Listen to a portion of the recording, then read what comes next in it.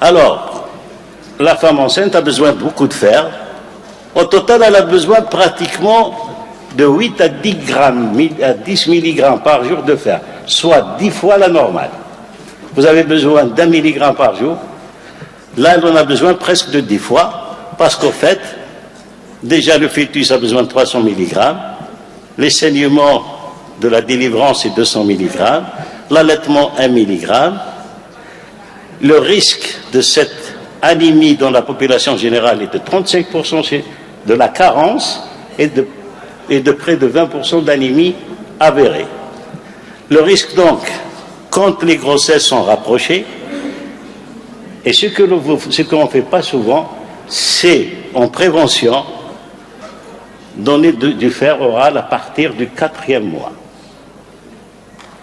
Et je vous avertis d'avance, pour les folates, par contre, il ne faut pas attendre le 4e mois. Il faut donner bien avant la conception.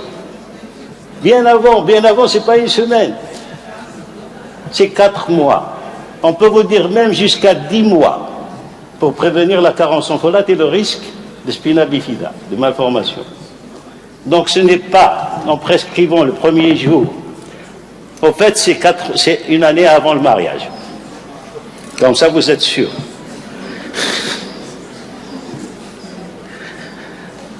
Alors la définition de la grossesse, c'est 11 grammes, ce n'est pas 12 grammes.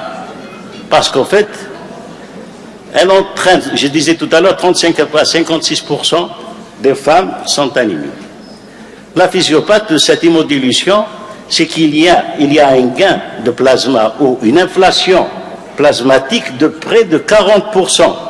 C'est ce qui fait, ce n'est plus 12 grammes, c'est 11 grammes, pour définir une anémie chez la femme enceinte.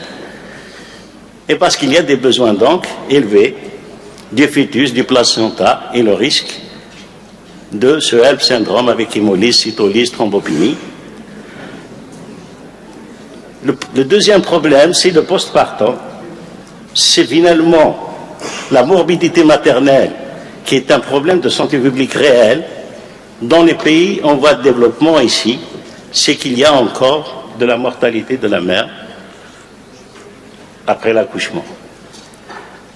C'est aggravé donc, cette anémie peut être aggravée par les hémorragies obstétricales et les complications de la maladie hypertensive, c'est-à-dire le HELP syndrome. Et puis vous avez aussi les infections gravido-purpurales qui aggravent aussi comme comorbidité, et vous avez la dépression et la psychose purpurale qui est connue et qui existe.